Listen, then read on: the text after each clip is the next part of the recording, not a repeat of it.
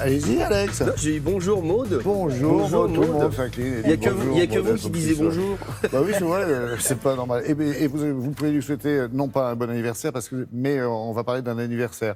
Oui, parce que j'ai failli dire bon anniversaire, c'est pour ça que j'essaie de me rattraper aux branches de ce studio. Les 20 ans du fameux PACS, ce pacte civil de solidarité. Oui, il fête ses 20 ans aujourd'hui. Alors, c'est toute une histoire, le PACS. Hein. Il y a eu de la bataille, de la bagarre. Et depuis, bon nombre de gens se sont effectivement pacsés et continuent toujours de se paxer, hein, Maud. Ah ben oui, on va regarder les derniers chiffres de l'INSEE et de l'INED. L'INED, c'est l'Institut national des études démographiques. Et vous allez voir qu'il y a encore beaucoup de Français qui se paxent.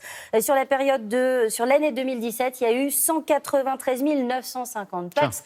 Donc oui, le PACS marche bien. C'est la main de Laurent qu'on voit. Eh bien voilà, écoutez, félicitations. Vous voyez, il y a encore beaucoup de Français qui se paxent. Impossible de se concentrer. Si, c'est lui, alors commence. Alors, pour vous donner un petit élément de comparaison, sachez qu'il y a eu sur la même période en France 230 000 mariages. Donc, vous voyez que le nombre de PACS, et oui, rattrape progressivement, tout à fait, rattrape le nombre de mariages. Ce qui est impressionnant surtout, c'est l'évolution du nombre de PACS depuis sa création. En 2001, 2 ans après la création du PACS, il y avait 19 000 PACS en France. Aujourd'hui, on en est quand même à 10 fois plus, donc c'est assez impressionnant. Et en fait, ce qu'on note, c'est que depuis 2002, le PACS n'a cessé d'augmenter. Il y a juste eu un petit passage à vide. Je ne sais pas si vous vous souvenez, en 2011, la législation a changé. En fait, les couples qui se mariaient ou qui se paxaient n'avaient plus le droit de faire 3 déclarations de revenus, d'impôts différentes. Et donc, bien ça en a freiné quelques-uns. Ça vous fait sourire. Alors, on vous parlait de 2001, 2002, mais il faut se souvenir de 99 avec le tout premier PACS. Le tout premier PACS. La République s'en souvient, elle, du bien tout premier sûr, en tout cas, nous, on s'en souvient parce qu'on a retrouvé le tout premier couple qui s'est pacsé en France. On est le 18 novembre 1999, ça se passe à Lille. Les heureux élus s'appellent Dominique Adamski et Francis Desquins. Et on a retrouvé justement leur interview dans les archives de l'INA. Regardez. On a eu beaucoup de témoignages de sympathie, beaucoup de gens qui nous ont dit c'est bien ce que vous avez fait, félicitations, et puis ça nous a encouragés.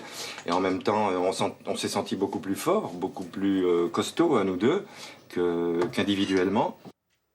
Alors, ce qui est intéressant, c'est qu'à l'époque, ce couple n'avait pas osé s'unir face aux caméras parce que le PACS se faisait vraiment polémique. Et puis, comme ils le disent, ils ont reçu de nombreux témoignages de soutien, des messages d'amitié. Donc, finalement, ils avaient accepté de s'exprimer face aux médias pour parler de leur expérience. Ces 2 hommes, aujourd'hui, ils ont 65 et 73 ans.